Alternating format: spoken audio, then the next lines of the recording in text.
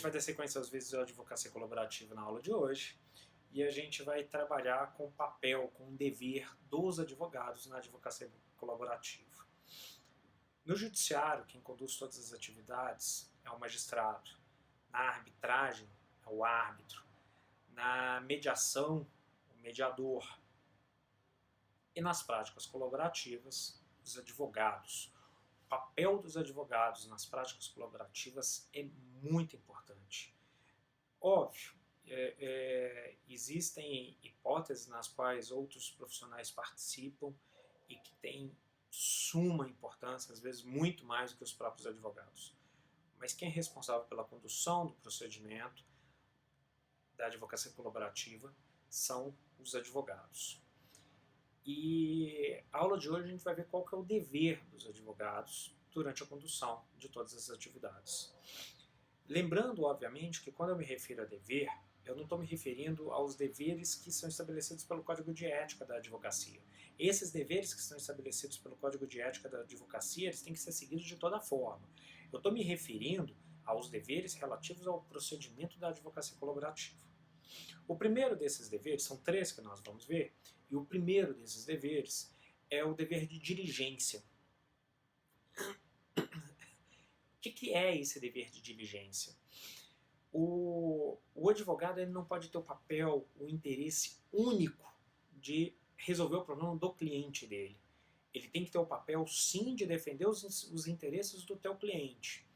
O cliente dele, na verdade. Mas ele tem que ter como interesse também a solução daquela controvérsia de uma maneira que as partes consigam, cada advogado defendendo os interesses dos seus clientes, mas que as partes consigam, a partir deste ponto, solucionar aquela controvérsia.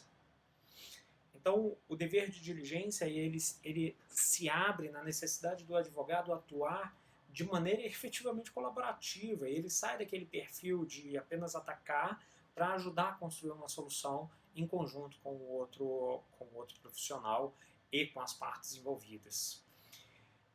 Como eu já mencionei, é papel do advogado também dar um rumo, conduzir o procedimento de uma maneira adequada. E isso é muito importante, porque nós somos ansiosos, o ser humano é, via de regra, ansioso e gosta de resolver tudo de maneira rápida.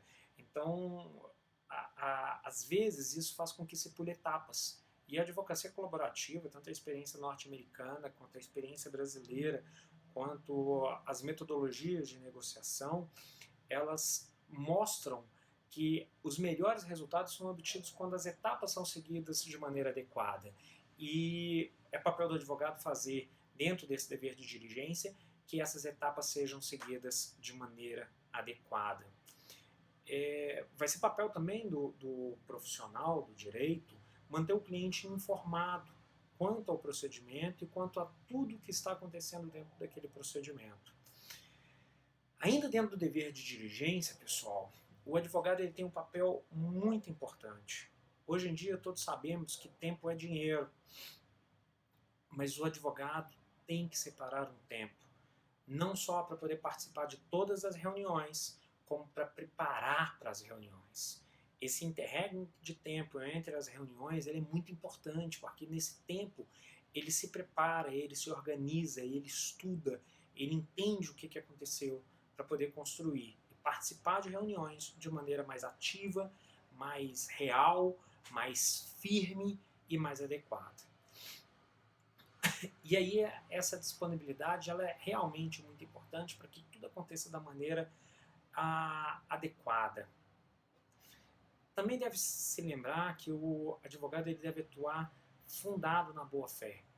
Ele tem que atuar com boa-fé e essa boa-fé ela tem que ser entendida também como desincentivo ao litígio no judiciário ou na arbitragem.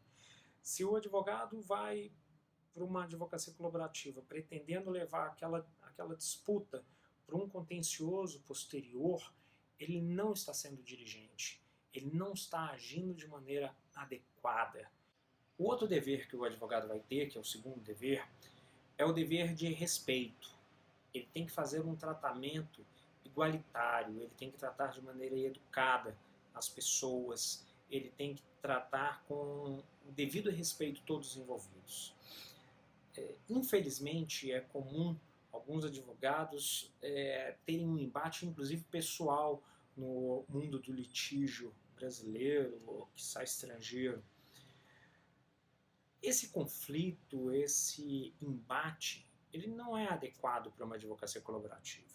Na advocacia colaborativa, o que se pretende é exatamente o contrário, que as tratativas elas transcorram de uma maneira mais simples, mais célere, e para isso, educação é muito importante. Para isso, tratar com igualdade as pessoas é importante. Ou seja, ouvir, dar crédito para o que a outra pessoa está falando, entender que todos os argumentos podem ser válidos, entender que todas as ideias levadas aos debates nas reuniões são válidas, que não há ideias completamente inúteis, elas devem ser jogadas na mesa e devem ser discutidas até para ser descartadas, mas elas devem ser ouvidas, deve ser dado valor, deve ser compreendido que todos podem acrescentar e ajudar em algo. Então, esse é o segundo dever. O terceiro dever do advogado na advocacia colaborativa é o dever de confiança. Esse dever de confiança é extremamente importante para que a advocacia colaborativa tenha êxito. E o dever de confiança se relaciona com aquele documento que eu já ensinei para vocês em outra aula, que as partes assinam e que seus advogados assinam também e se comprometem a não representar os clientes em eventual processo judicial ou arbitral. A confiança de que os advogados não farão isso cria um laço nas partes de que elas podem confiar naqueles profissionais, de que eles realmente querem resolver aquilo através da advocacia colaborativa e não através do judiciário ou da arbitragem. Essa confiança, ela serve para poder criar empatia, essa confiança serve para poder tirar as garras, serve para desentrincheirar as partes. A gente sabe que tem muitos profissionais do direito que atuam de forma muito agressiva na defesa dos interesses dos seus clientes. E isso em alguns momentos acontece e deve acontecer, mas em alguns momentos a colaboração ela deve pautar o relacionamento entre as partes quando há um objetivo claro e nítido de se resolver aquele problema. E se os advogados conseguem fazer essa demonstração, e se os advogados toparam participar do procedimento colaborativo, então que eles deem o voto de confiança para o procedimento e deem mais ainda o voto de confiança aos seus clientes e às outras partes de que eles efetivamente querem resolver aquele conflito através do procedimento da advocacia colaborativa. Porque se assim não for, as partes não vão conseguir resolver de maneira adequada o conflito através da prática colaborativa. Eles vão acabar recaindo para um procedimento judicial ou para um procedimento arbitral sem que tenham conseguido atingir o seu objetivo principal. Pessoal, esses são os 3 deveres do advogado na advocacia colaborativa, sem dispensar todos os deveres relacionados ao Código de Ética, como eu já mencionei para vocês em outra oportunidade.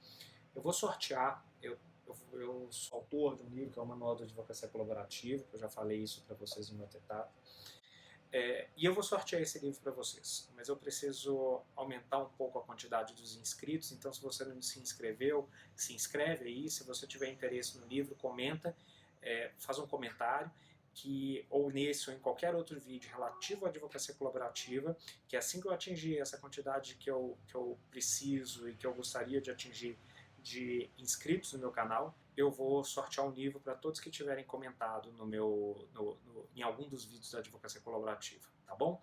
Um abraço forte e a gente se vê em breve.